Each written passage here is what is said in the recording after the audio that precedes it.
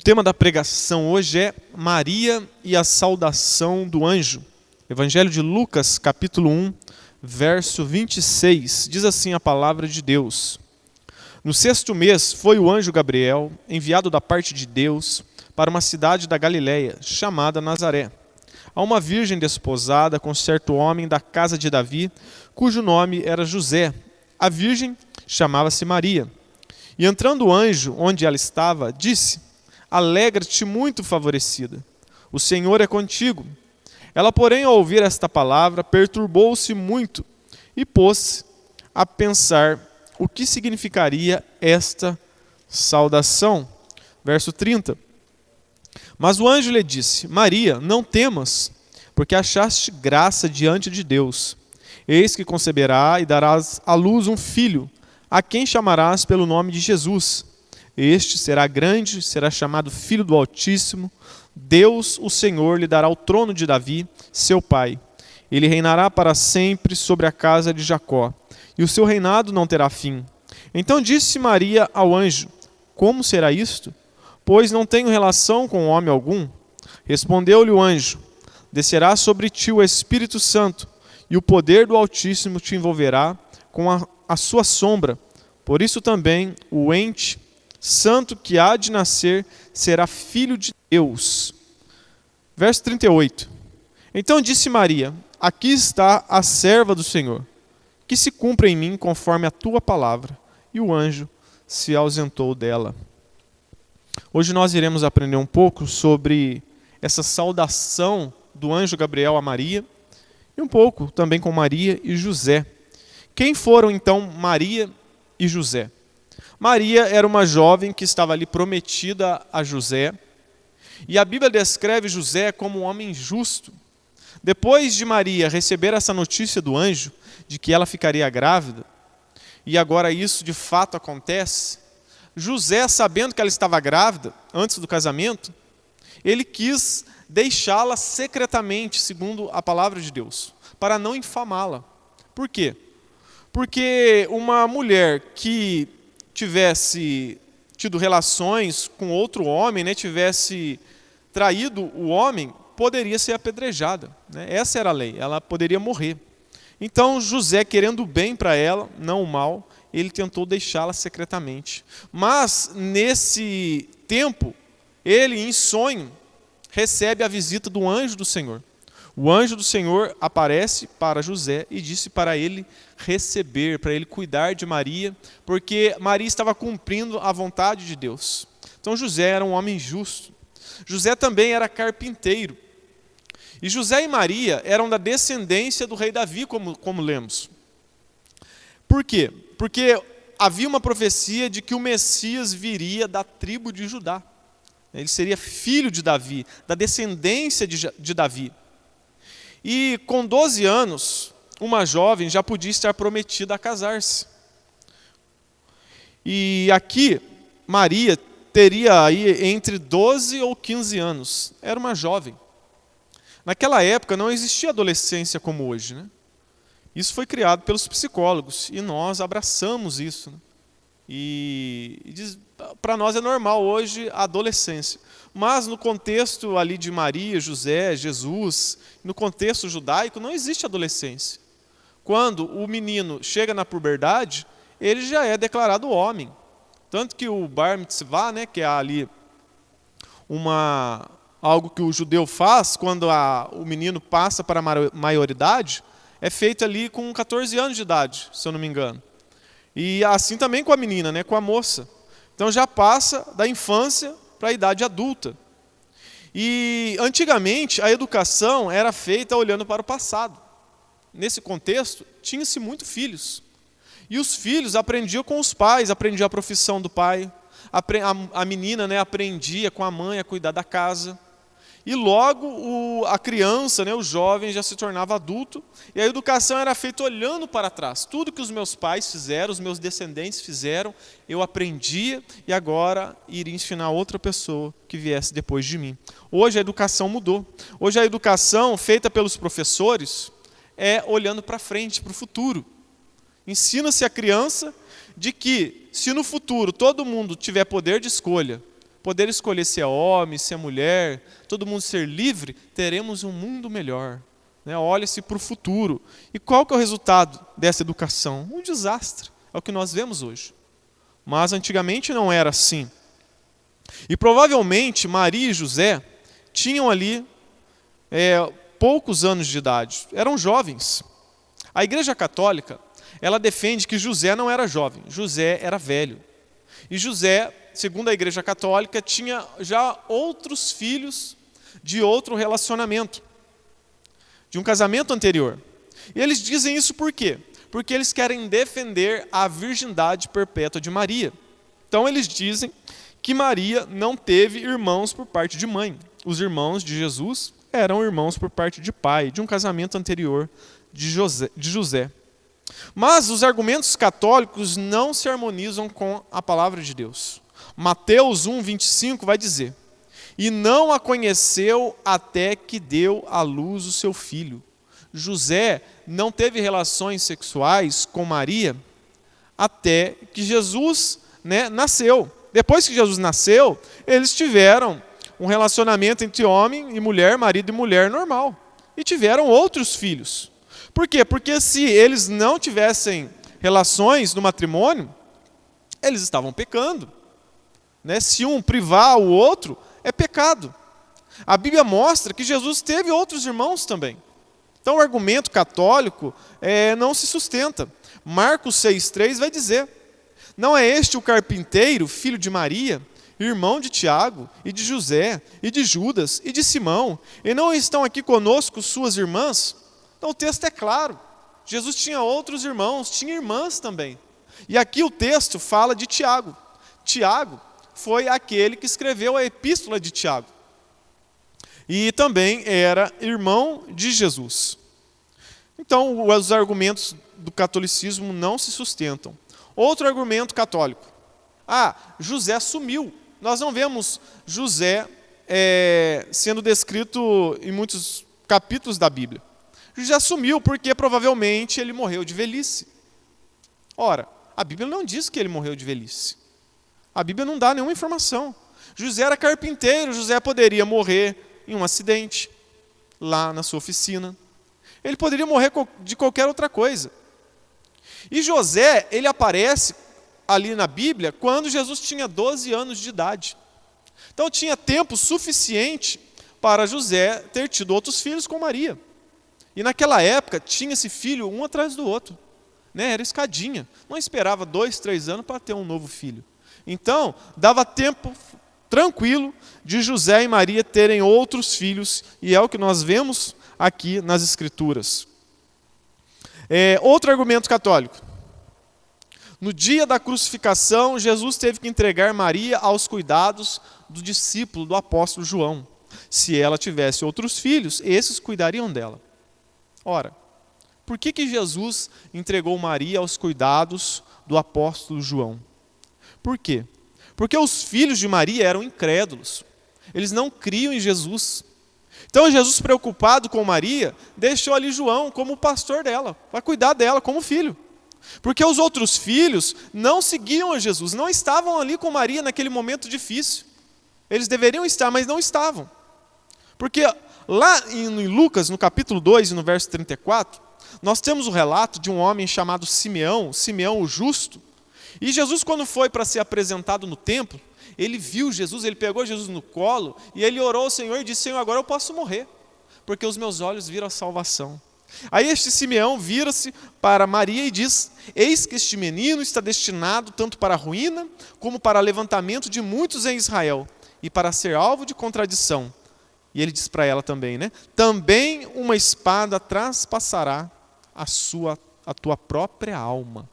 Ele estava dizendo que Maria sofreria por causa do menino. Apesar de Maria ter esse privilégio, essa graça de gerar o Filho de Deus, isso também lhe traria aflições, traria sofrimentos, principalmente da morte desse filho. Queria morrer numa cruz, uma morte horrível. Mas Maria também, a sua alma foi transpassada, por quê? Porque os filhos eram incrédulos. Os filhos não creram em Jesus Cristo. Maria então sofreu muito por causa de Jesus. Olha o que diz lá em João 7, 1 até o verso 5. O relato dos irmãos de Jesus. O quanto incrédulos eles eram. Passado estas coisas, Jesus andava pela Galileia, porque não desejava percorrer a Judéia, visto que os judeus procuravam matá-lo. Preste atenção. Ele não queria ir para a Judéia porque os judeus procuravam matá-lo. Ora, a festa dos judeus chamava-se de festa dos tabernáculos. Estava próximo. Dirigiram-se, pois, a ele os seus irmãos. E ele lhe disseram: deixa este lugar e vai para a Judéia. Eles estavam desejando a morte de Jesus. O texto é claro, os judeus queriam matar. Então vai lá para a Judéia. Para que também os teus discípulos, nós não somos os teus discípulos, vejam as obras que fazes.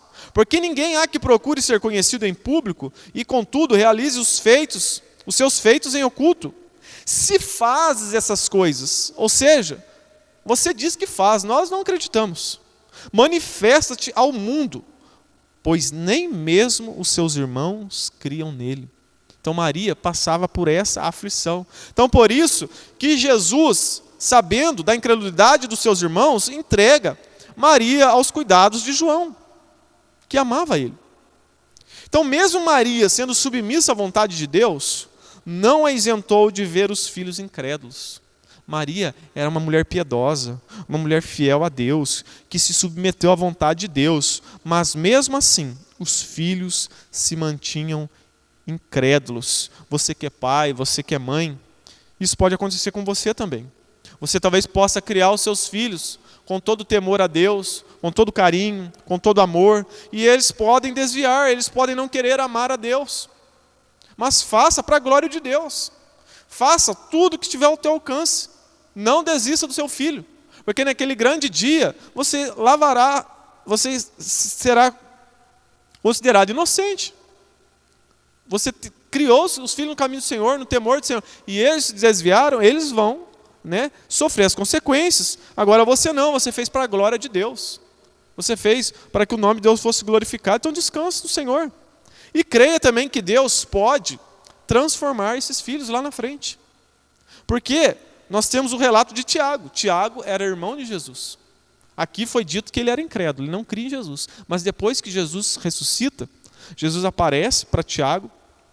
Tiago então passa a crer em Jesus. E Tiago se torna um líder ali em Jerusalém. Ele é coluna, junto com outros apóstolos. Então ele se converte lá na frente. Agora que conhecemos então um pouco sobre a família de Jesus, vejamos o texto lido. Vejamos as reações que Maria teve diante da saudação do anjo Gabriel. Verso 28. E entrando o anjo onde ela estava, disse: alegra-te muito, favorecida.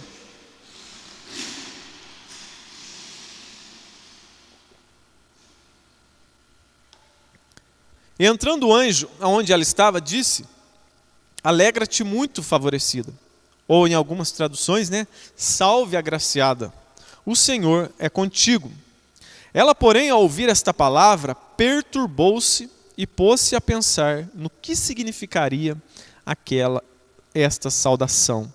Então nós iremos ver hoje aqui 3 reações de Maria diante da saudação do anjo Gabriel. E qual foi a primeira reação?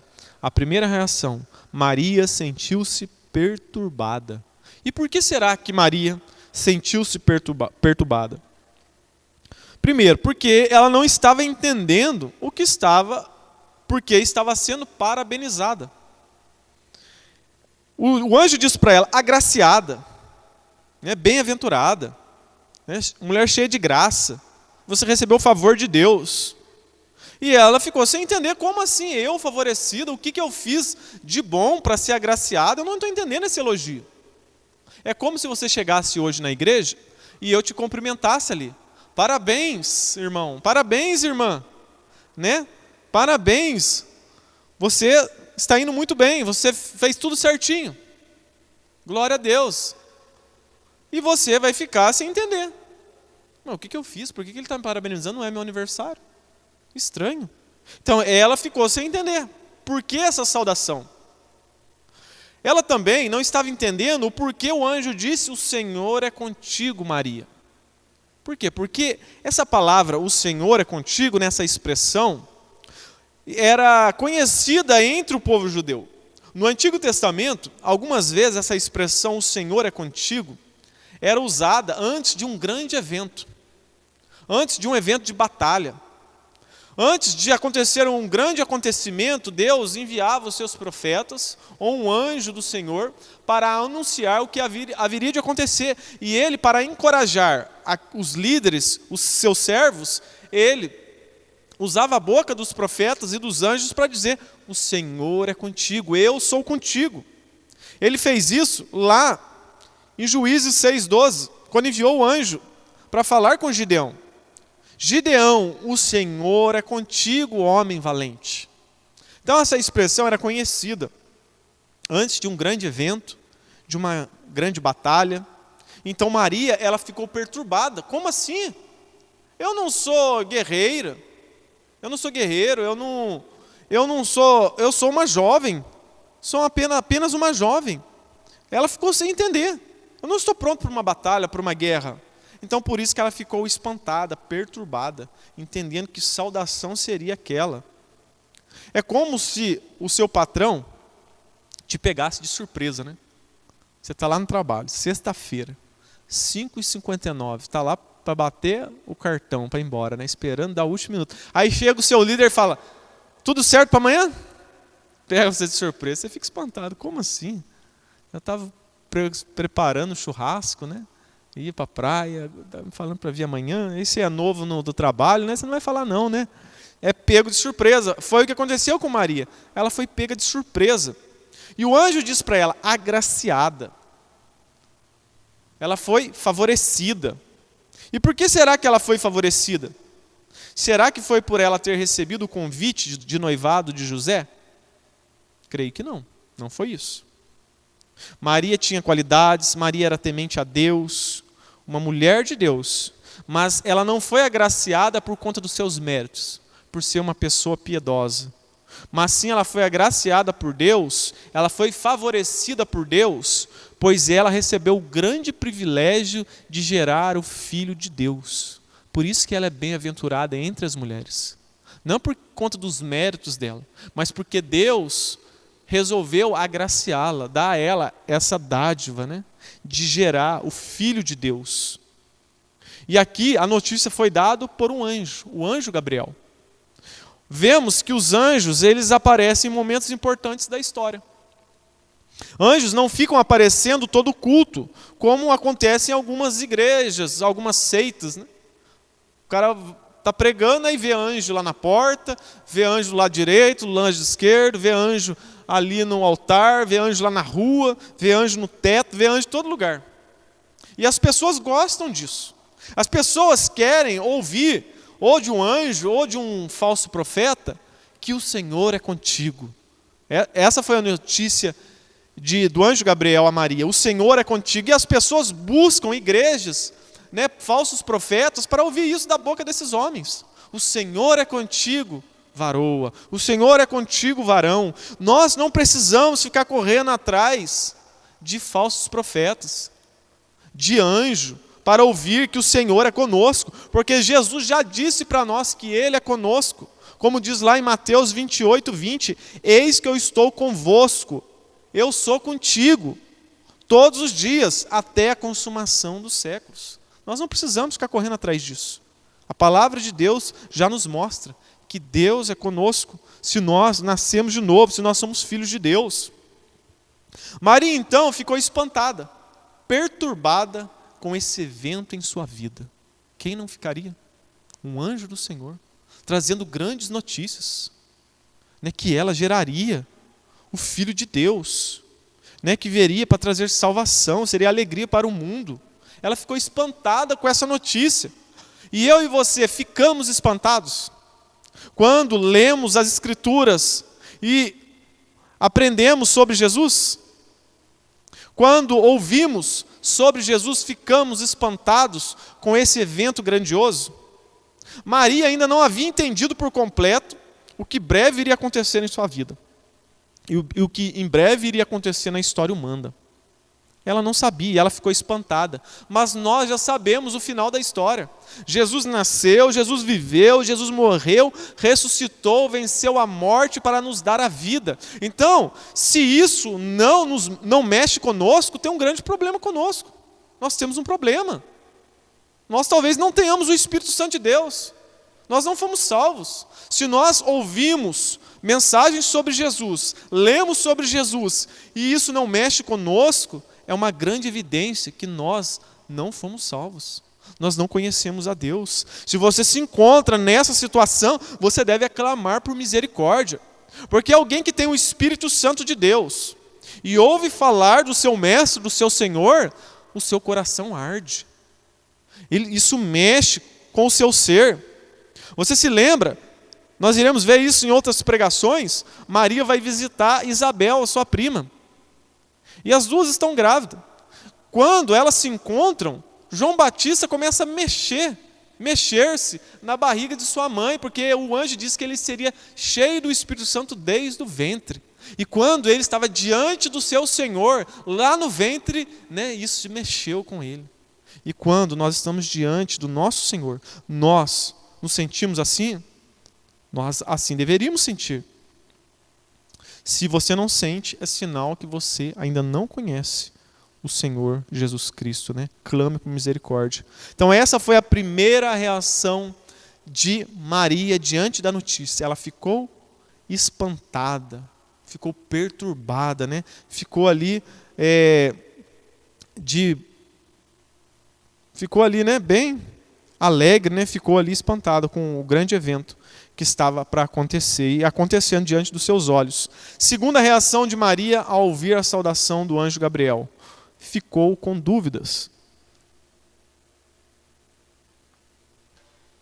Verso 30.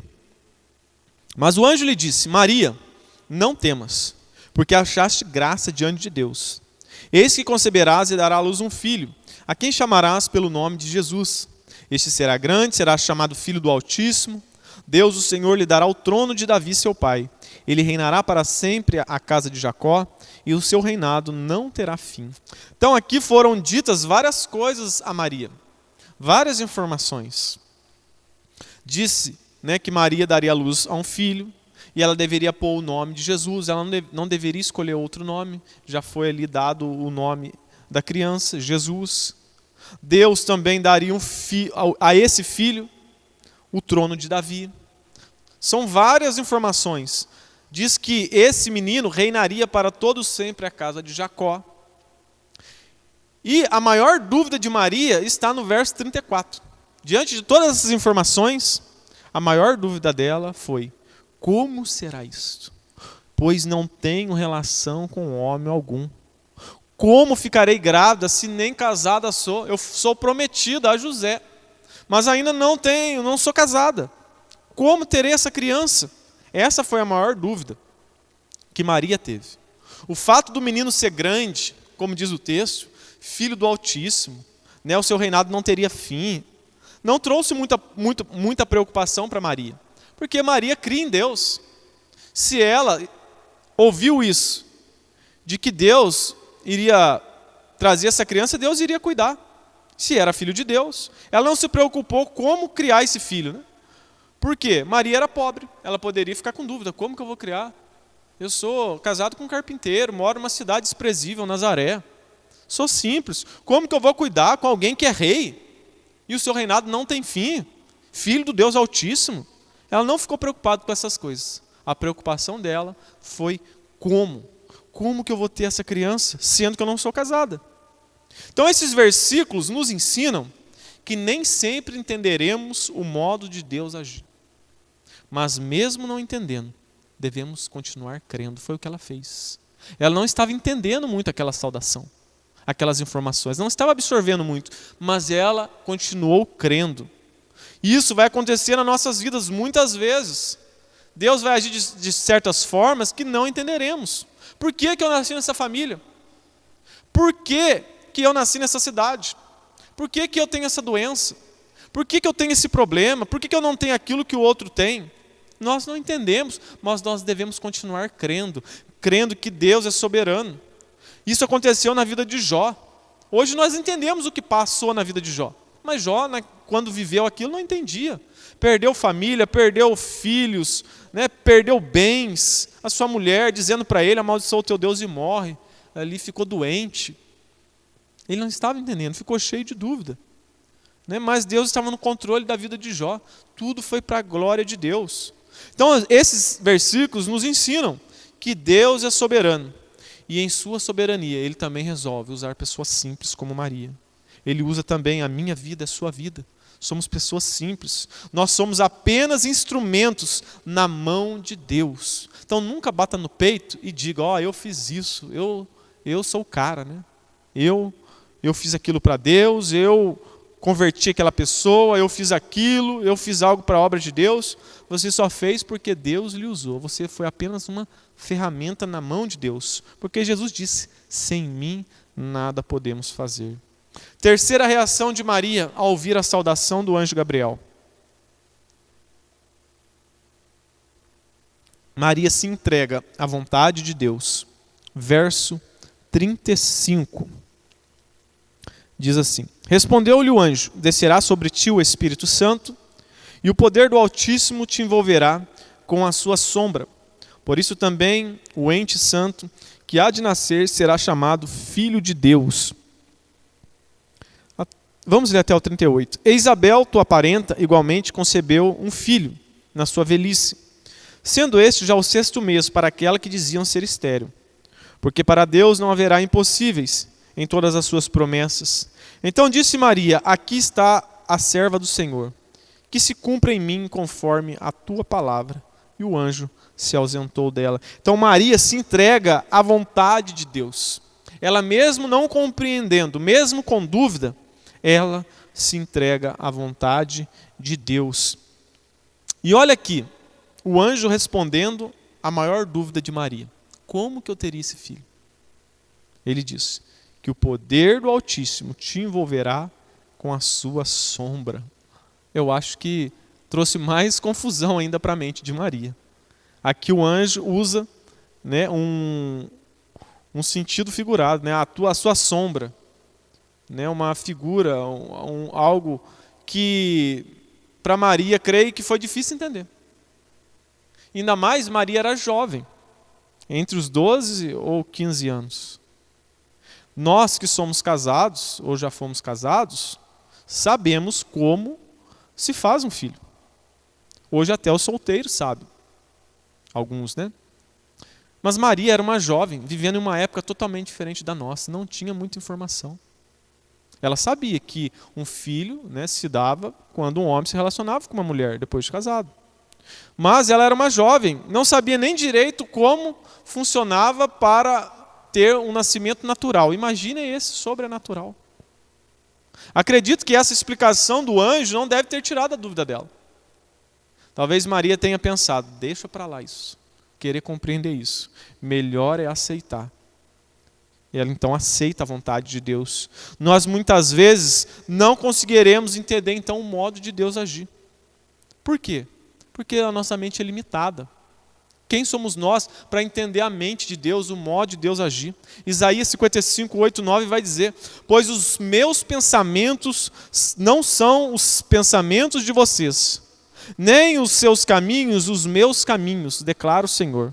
Assim como os céus são mais altos do que a terra, também os meus caminhos são mais altos do que os seus caminhos, e os meus pensamentos mais altos do que os seus pensamentos. Nós muitas vezes não entenderemos os planos, os desígnios de Deus, mas mesmo assim devemos confiar nele. Pois a Bíblia diz que a vontade de Deus é boa, perfeita e agradável. Devemos confiar nisso, mesmo não entendendo o modo de Deus agir. Mesmo Maria não entendendo direito como seria aquilo, Maria se entrega à vontade de Deus. No verso 38 ela diz, né? Então disse Maria, está aqui a serva do Senhor, que se cumpra em mim conforme a tua palavra. E o anjo se ausentou dela. Então muitas coisas na Bíblia é difícil nós compreendermos. É difícil nós aceitarmos. Mas nós devemos fazer como Maria, se submeter à vontade de Deus, mesmo não entendendo. Nós devemos nos submeter. Quando nós fazemos isso, nós estamos dizendo, Deus é mais sábio do que eu.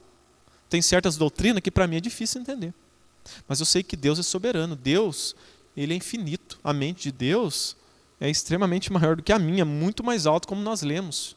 Então eu descanso, confio em Deus, que Ele estará fazendo melhor. Por exemplo, doutrinas como da Trindade. É difícil para nós compreendermos, para a nossa mente limitada, aceitar isso, mas está na Bíblia. Existe só um Deus. E existe o Deus Pai, o Deus Filho e o Deus Espírito Santo. A matemática de Deus é diferente da matemática do homem. A matemática do homem é 1 mais 1 mais 1 é igual a 3. A matemática de Deus é 1 mais 1 mais 1 é 1. É 1. A Trindade, não são 3 deuses. E nem um Deus com 3 cabeças. Não, é só um Deus. Como a nossa mente conceber isso? Não conseguimos. Mas está lá nas Escrituras, nós vemos isso. Tem pessoas que têm dificuldade de aceitar a eleição. Como assim Deus elege uns para a salvação e outros não? Deus tem misericórdia de um e de outro não? Está lá na Bíblia. Para nós, talvez seja difícil, para uns mais, outros menos, mas está lá, nós nos submetemos. Deus já disse, terei misericórdia com quem quiser ter misericórdia. E quem és tu, ó filho do homem, para discutir com Deus? Está lá. Eu aceito, eu não questiono. Se nós conseguíssemos entender tudo sobre Deus, Deus não seria Deus. Quando queremos compreender tudo a respeito de Deus, na verdade nós nos tornamos tolos. E as grandes heresias que nasceram dentro da igreja, no meio do cristianismo, a maioria delas foi de homens que tentaram explicar o inexplicável. Tentaram trazer respostas aonde a Bíblia não traz. Ao invés de submeter às Escrituras, não, eles quiseram trazer um ensinamento que a Bíblia não revela com clareza. E se tornou aí em grandes heresias, grandes seitas, grandes falsas igrejas, que nós vemos na história. Quando nós queremos compreender tudo a respeito de Deus, nós nos tornamos tolos, como Jó. Jó 42, 3.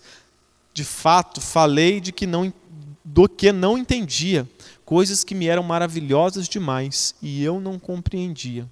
Aí no verso 6 ele declara, por isso me desprezo e me arrependo no pó e na cinza. Jó ficou por muito tempo tendo dúvidas, por que eu estou passando isso? Por que isso está acontecendo na minha vida? Aí Deus vira para Jó e diz, aonde estava tu, Jó, quando eu criei tudo isso? Você quer compreender o meu modo de agir? E Deus não deu uma resposta para Jó. Aí Jó falou como tolo. E aqui nós vemos ele se arrependendo. Muitas vezes, para servir a Deus, muitas pessoas, para servir a Deus, dizem querer ter resposta para tudo. Eu só vou servir a Deus, só vou na igreja, quando todas essas respostas forem respondidas. Tem gente que escreve até num caderno várias perguntas, para então ela servir a Deus. Ela nunca vai servir, porque nós não teremos todas as respostas. Como que é possível para nós, seres limitados, entender um Deus que é ilimitado? Como que é possível para nós, seres limitados, compreendermos um Deus que é eterno, um Deus que é onipresente, onipotente, o Rei do universo? Não tem como. Nós nos submetemos a Ele.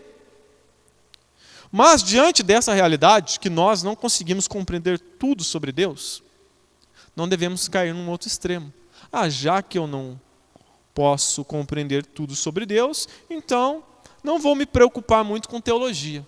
Não vou me preocupar muito com doutrina, com os atributos de Deus, já que não tem como. Não faça isso, você vai cair num outro extremo. Porque aquilo que podemos compreender está revelado nas Escrituras. Como diz Oséias 6,3, conheçamos e prossigamos em conhecer ao Senhor. João 17,3 vai dizer também, e a vida eterna é esta, que te conheçam a ti, o único Deus verdadeiro, e a Jesus Cristo, a quem enviaste. A vida eterna é essa, conhecer a Deus. Passaremos a eternidade conhecendo a Deus. Então não caia para o outro extremo. Para concluirmos, Maria se entrega à vontade de Deus de que forma? Declarando-se escrava do Senhor. Lá no verso 38 ela diz, né? Então disse Maria, aqui está a serva do Senhor, que se cumpre em mim conforme a tua palavra. A palavra serva aqui no original significa escravo. Serva aqui não é uma boa tradução. Eu ouvi esses dias um pastor dizendo que tem uma tradução nova da Bíblia que está resgatando os sentidos originais das palavras, né? E uma dessas palavras é essa palavra serva, eles têm substituído para escravo. E aqui escravo é muito, né, é a expressão correta. Porque escravo é alguém que era comprado por outra pessoa. Escravo não tinha vontade própria. Ele tinha um senhor sobre si. A palavra servo hoje não retrata muito bem o contexto. Não retrata muito bem essa história. Esse contexto, né, em que viveu Maria, José, Jesus, os apóstolos. Porque hoje servo dá a ideia de alguém que até recebe salário, né?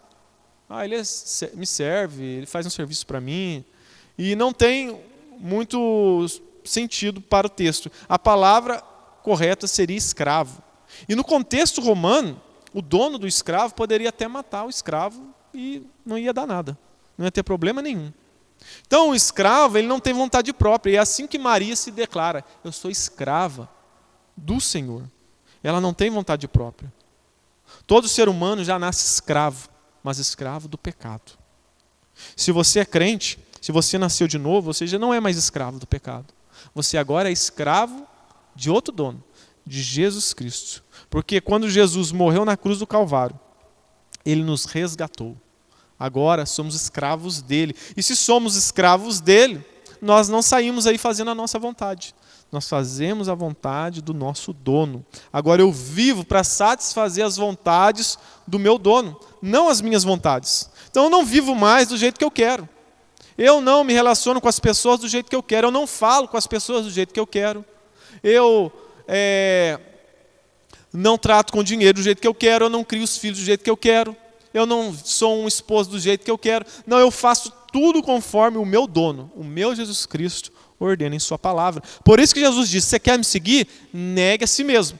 Negue as suas vontades. Faça a minha vontade. Toma a sua cruz e siga-me. E se Jesus não é o seu Senhor, ele também não é o seu Salvador. Tem gente que, Jesus é o meu Salvador. Se ele não é o Senhor da sua vida, ele não é o seu Salvador também. Jesus é o meu Senhor só nessas áreas, mas certas áreas da minha vida não. Aqui é eu que mando.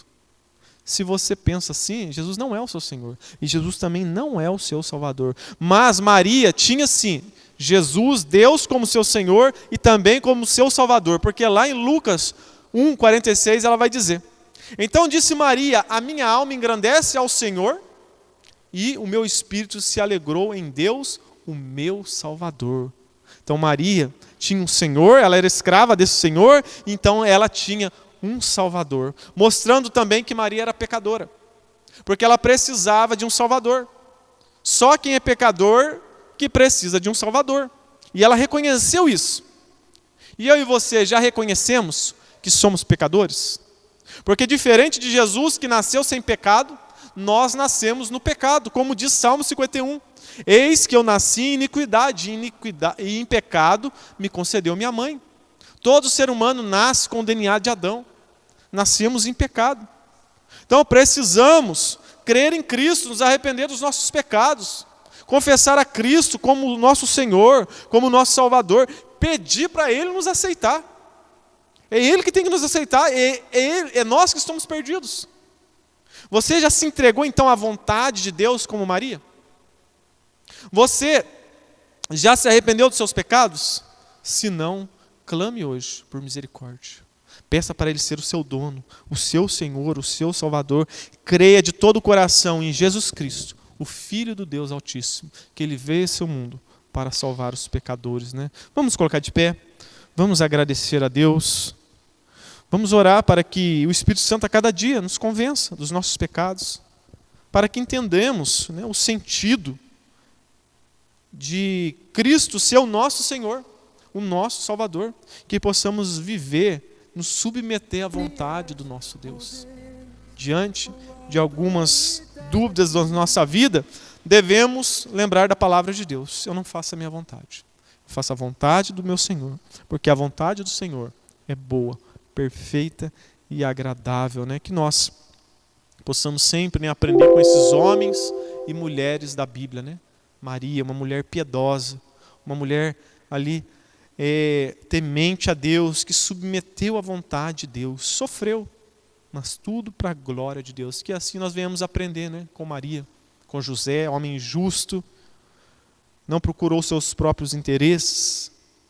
Aprender, né, com essa maravilhosa passagem, né, nos ficarmos espantados, né, quando lemos sobre Jesus, como Maria ficou diante daquela mensagem. Por isso oremos ao Senhor.